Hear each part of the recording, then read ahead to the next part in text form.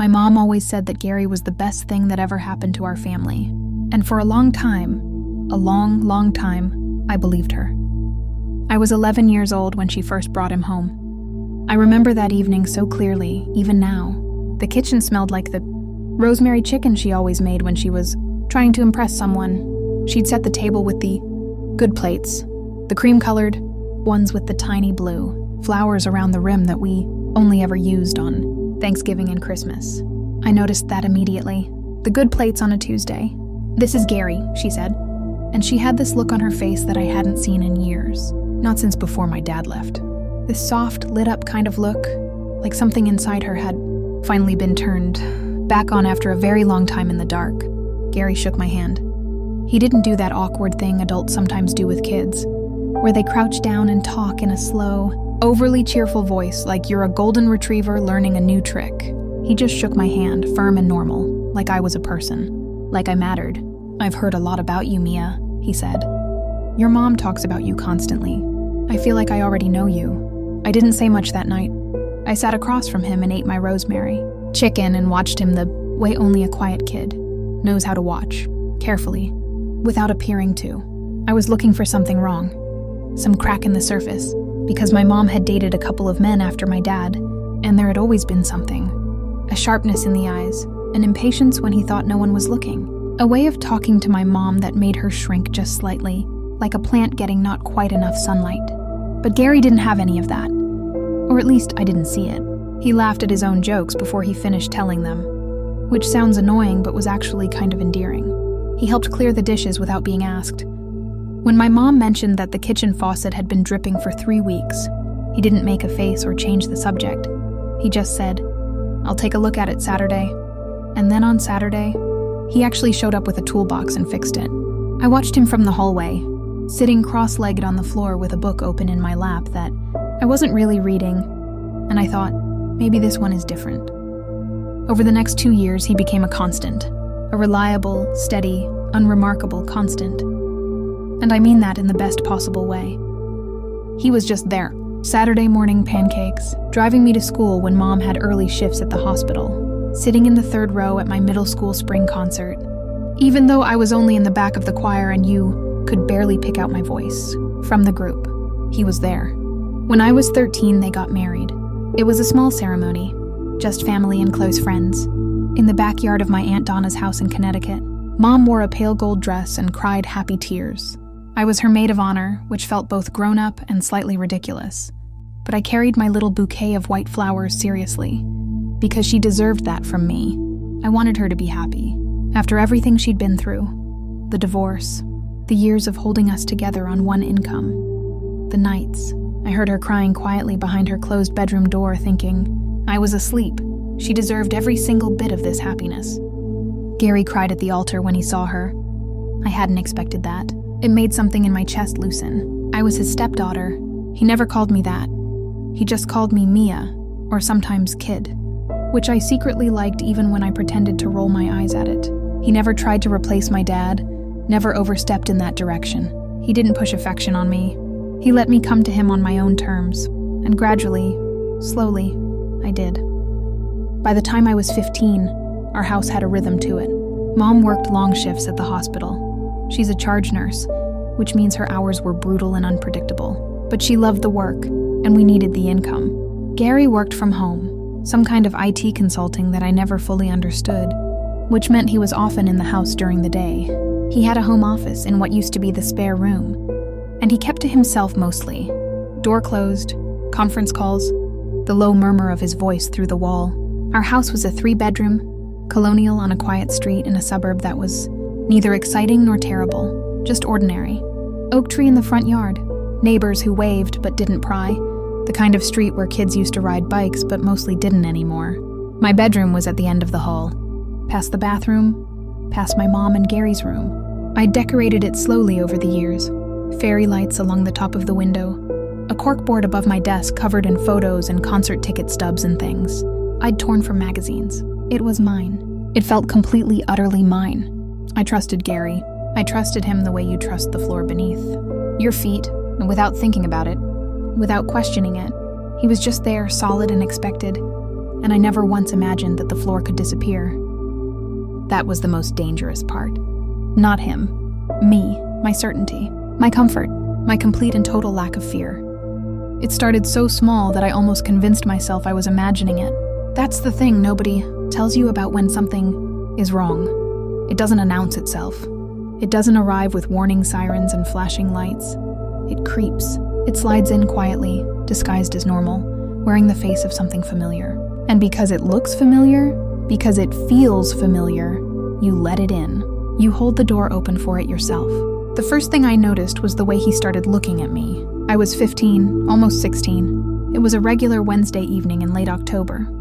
I remember because the leaves outside my window had gone full amber and rust, and Mom had put that small ceramic pumpkin on the kitchen windowsill that she brought out every year without fail.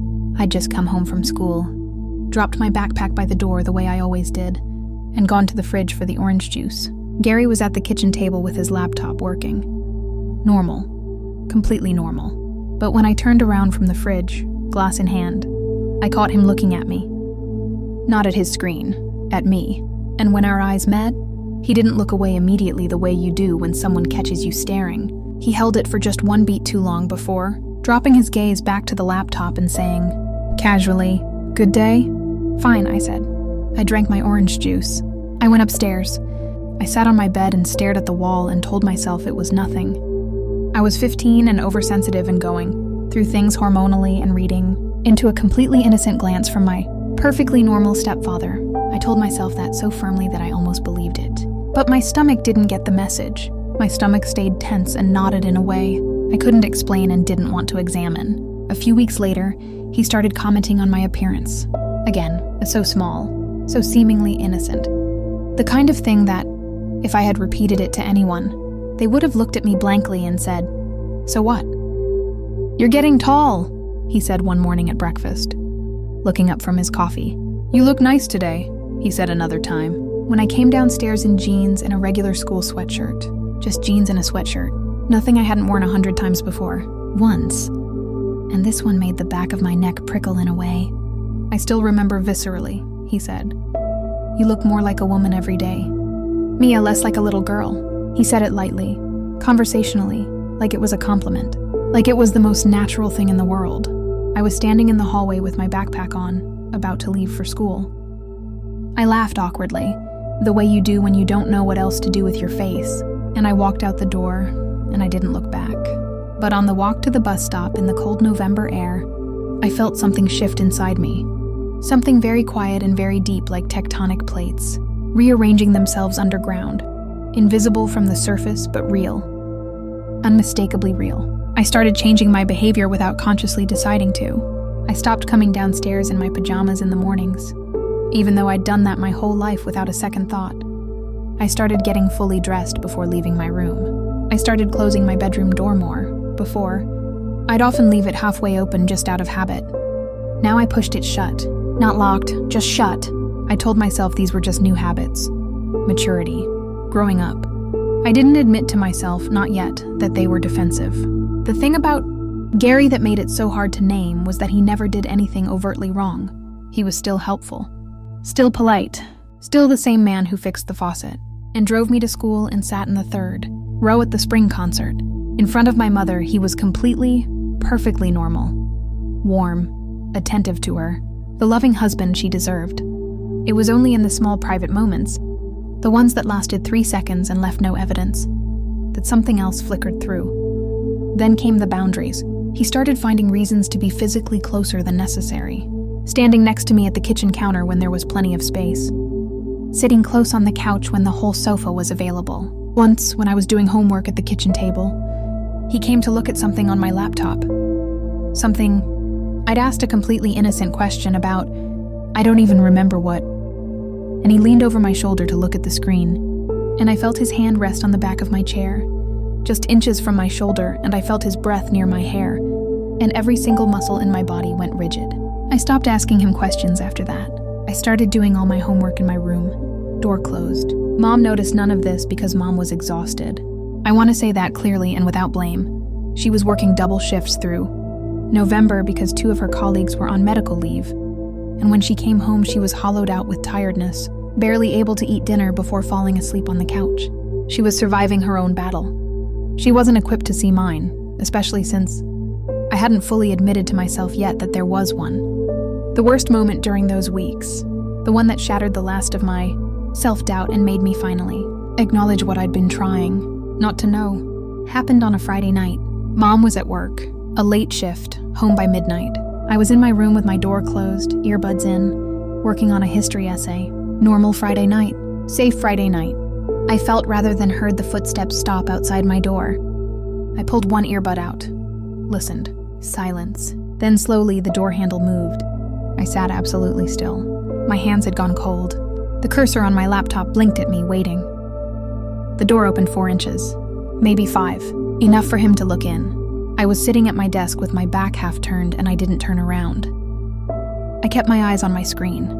I kept my whole body deliberately, carefully still, the way a small animal keeps still when it senses something nearby that it cannot yet name. "Just checking on you," Gary said. His voice was completely normal, easy, parental. "I'm fine," I said. "Doing homework." A pause. 2 seconds, 3. "Okay," he said. "Let me know if you need anything." The door closed. I sat at my desk for a long time after that without moving. The history essay stayed open on my screen, cursor blinking. My hands were in my lap and they were trembling. Just slightly. Just barely. The way a phone vibrates on silent. And I looked down at them like they belonged to someone else. Something is wrong, I thought. Not maybe, not probably. Something is wrong. My mom called me on a Thursday afternoon in early December. "Honey, I have to go to Grandma Ruth's," she said. Her voice had that particular tight quality it got when she was managing stress. Controlled, efficient. No room for extra emotion. She had a fall this morning. Nothing broken, the doctors think, but she's shaken up. And Aunt Donna can't get there until Sunday. I'm going to drive up tonight after my shift. "How long will you be gone?" I asked. 2 nights. Maybe 3. "Gary's home, so you won't be alone." There was a pause on my end that I filled with, "Okay, I hope Grandma's all right." "She'll be fine. She's tough." A small exhale of relief. "You'll be okay? There's lasagna in the freezer." "I'll be fine, Mom." I hung up and sat on the edge of my bed and stared at the floor. "Gary's home, so you won't be alone." I turned those words over in my mind and felt the cold weight of them settle in my chest like a stone dropped into still water. Slow, final. I told myself I was overreacting. I had been telling myself that for weeks, and it had almost been working. I pulled out my phone and texted my best friend, Jada. "My mom's going out of town this weekend. Come over?" She replied within minutes. "A can't family thing in Philly back Sunday." "You okay?" "Yeah, totally fine," I typed back. I put my phone down and looked at my bedroom door. I started making small, quiet preparations that I didn't fully acknowledge as preparations. I cleared the chair from beside my desk and wedged it under my door handle. Something I'd read about once online. Just before bed, just to feel better, I kept my phone charged to 100%. I kept it on the pillow beside me. I texted Jada's address into my Maps app and told myself I didn't know why. The first night, Friday, passed without incident. Gary made pasta for dinner. We sat at opposite ends of the kitchen table and he asked about school and I gave short, complete answers. And afterward I said I had a lot of homework and I went upstairs. I heard him watching television downstairs. I lay in my bed with the chair under the door handle and the lights on and I thought, "See, you're overreacting. He's just watching TV. Everything is normal. You're safe." I fell asleep with the bedside lamp on. Saturday started quietly. I stayed in my room until almost noon, telling myself I was sleeping in, knowing I was avoiding. I could hear him moving around downstairs, the coffee maker, the low sound of a sports channel, the back door opening and closing when he went to check something in the yard. All ordinary sounds. The sounds of a normal Saturday in a normal house. I came downstairs around noon because I was hungry and I couldn't avoid it anymore. I made myself a sandwich, standing at the counter with my back straight and my movements deliberate. Gary was on the couch with his laptop. He glanced up. "Morning, sleepyhead." "Hey," I said. I ate my sandwich standing up at the counter and went back upstairs. The afternoon passed in a long, slow stretch. I watched videos on my phone. I texted Jada. I reorganized my corkboard without needing to. I did anything, everything, to keep my hands busy and my mind on the surface of things rather than underneath them. By 8 o'clock, I had convinced myself that I'd been wrong about all of it. The looks, the comments, the footsteps outside my door, all of it a misreading. Gary was just Gary, my stepfather, my mother's husband, the man who fixed the faucet and sat in the third row. By 9 o'clock, I was in my pajamas, teeth brushed, phone on the pillow, chair wedged under the door handle. Just habit now. I told myself just habit, and I was almost asleep. I heard his footsteps on the stairs at 9:47 p.m.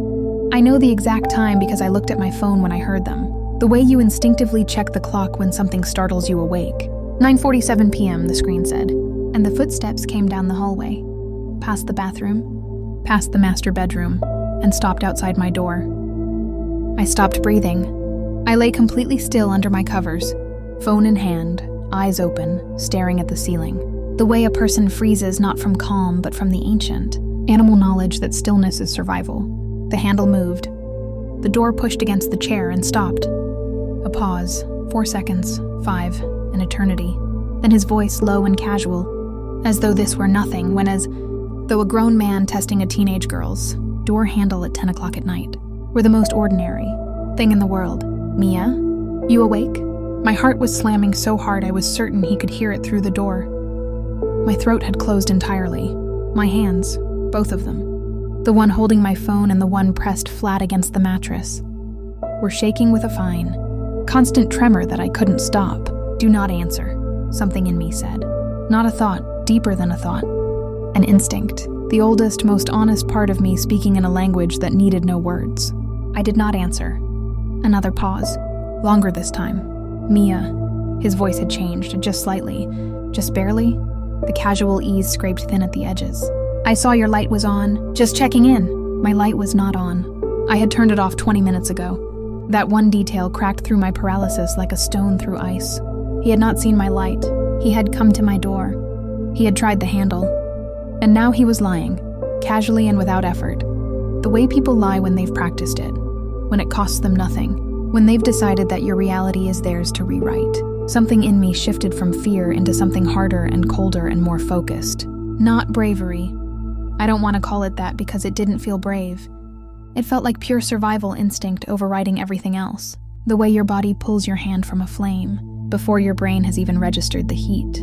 I unlocked my phone. My hands were shaking so badly I mistyped my passcode twice. I opened my contacts. I found the name I needed. Not Jada, not Mom. I could not call my mom and say, "Your husband is outside my door at 10 o'clock at night." Not without proof, not without her exhausted. And 3 hours away and Gary standing right there on the other side of 20 seconds of silence. I called my Aunt Donna.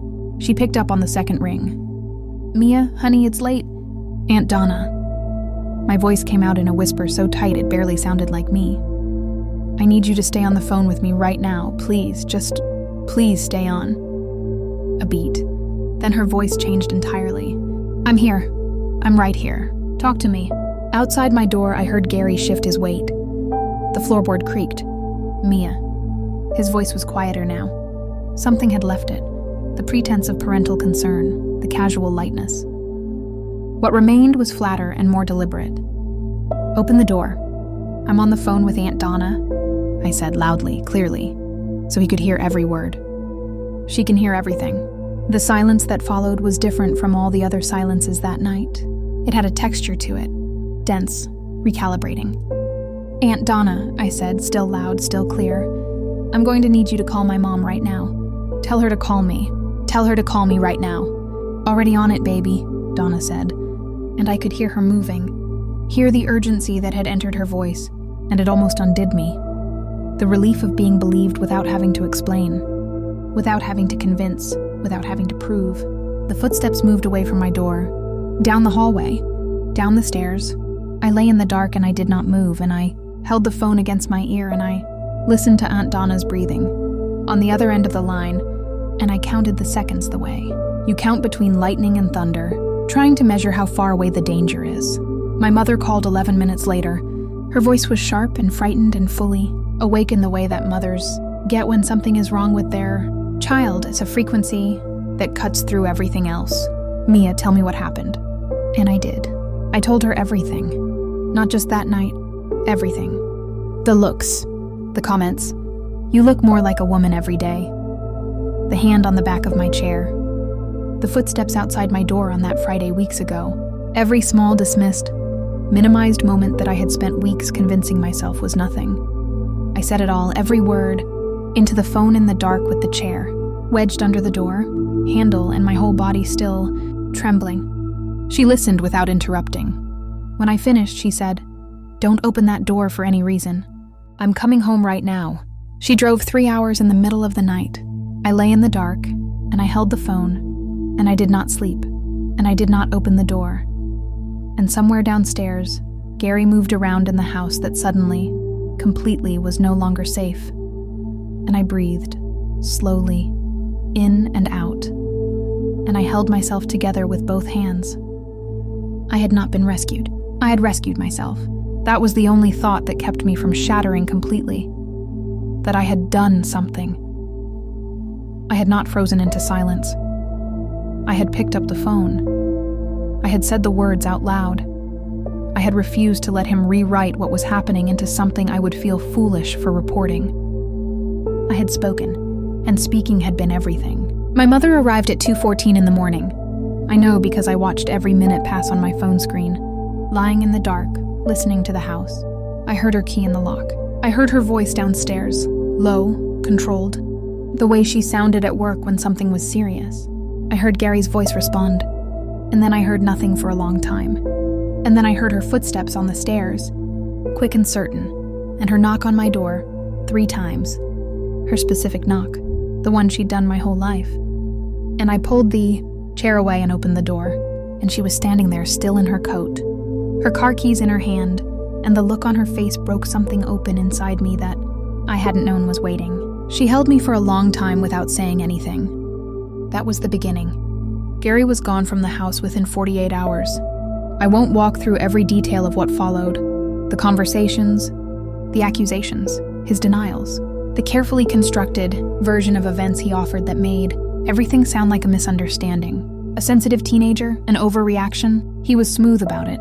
Practiced, the same ease with which he had stood outside my door and said, "I saw your light on." That same frictionless rewriting of reality he applied to every conversation that followed. But my mother had heard my voice on the phone that night. She had driven 3 hours at midnight. She had already decided before she walked through the door who she believed. She believed me. I cannot overstate what that meant. I know that is not every survivor's story. I know there are girls who tell the truth and are not believed, who are asked what they were wearing, what they said to encourage it, whether they misunderstood. I was not asked any of those things. My mother looked at me and she believed me, completely and without condition. And if I carry one piece of that night forward as something other than damage, it is that. We filed a report with the police. The detective who took my statement was a woman, which I was grateful for in a way I couldn't articulate at the time. She sat across from me at a small table in a quiet room and she let me speak at my own pace, and she wrote everything down, and she never once made me feel like I was wasting her time or overstating or being dramatic. "You did the right thing," she told me when we were finished. "Calling your aunt," saying it out loud. That took courage. I didn't feel courageous. I felt exhausted and wrung out and faintly unreal, like I was watching my own life through glass. But I wrote her words down in my journal that night, and I read them back to myself many times in the months that followed. Recovery was not linear. I want to say that clearly for anyone watching this who is in the middle of their own.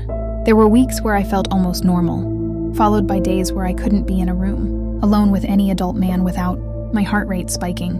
There were nights I woke at 9:47 p.m., exactly, as though my body had set an internal alarm, and lay in the dark remembering the sound of that door handle moving. There were moments of anger so hot and consuming that I didn't know what to do with it, and moments of a grief I couldn't explain, grieving the safety I thought I had, the family structure I thought was real. The version of Gary that I now understood had never fully existed. I saw a therapist. Her name was Dr. Reyes, and she had a small plant on her windowsill that she watered every session without fail, which I found oddly comforting. She taught me something that changed the way I understood my own experience. She said that the body keeps a record of what the mind tries to dismiss, that every time I had pushed down that stomach-tightening instinct, every time I had told myself, "You're overreacting, you're being dramatic, you're imagining it," my body had known. My body had been sending signals in a language I'd been trained not to trust. Learning to trust that language again was the real work of recovery. It has been 2 years since that night. I am 17 now. My mom and I moved to a smaller place, just the two of us. And there is something in that smallness that feels like safety rather than loss. We eat dinner together almost every night. She asks me real questions and I give her real answers. And we have both learned, in the painful way that only hard experience teaches, to leave fewer things unsaid. I am telling you this story today because I need you to hear something that I wish someone had said to me when I was 15, standing at the kitchen counter with a glass of orange juice and a stomach full of a feeling I didn't have words for yet. Your instincts are not drama. They are data. When something feels wrong, even if it looks normal from the outside, even if the person has been kind, even if you have no single piece of evidence you could hold up and say, this is proof. That feeling is real. It is your oldest and most honest intelligence speaking. Do not talk yourself out of it. Do not wait for it to become undeniable before you take it seriously. Speak early. Speak to someone safe. You do not need to have the perfect words. You do not need to be completely certain. You do not need to wait until something worse happens before you are allowed to say, something feels wrong. Find your Aunt Donna, whoever that person is in your life, and say the words out loud. Out loud is where they lose their power over you and gain power for you. You are not responsible for protecting the comfort of people who make you unsafe. This one took me the longest to learn. The reason I stayed quiet for weeks was not stupidity or weakness. It was because I had been taught, the way most girls are taught in ways both spoken and unspoken, that keeping the peace matters more than keeping yourself safe. That accusing someone without being completely certain is worse than enduring something that makes you uncertain. That is a lie. It is one of the most dangerous lies we tell young people, and I am done carrying it. And finally, if you are a parent watching this, believe your children, not after you've weighed both sides, not after you've considered how it will affect the household or the relationship or what people will think. First, believe them first. My mother's willingness to believe me without hesitation is the reason I healed. It is the reason I am here, speaking to you calmly and clearly, instead of carrying this in silence somewhere in my body where it would have continued doing damage. I couldn't see. She chose me, without pause, without qualification. She chose me. Every child deserves that. I am a survivor, not because nothing happened to me, but because when it mattered most, I found my voice in the dark and I used it. You can too.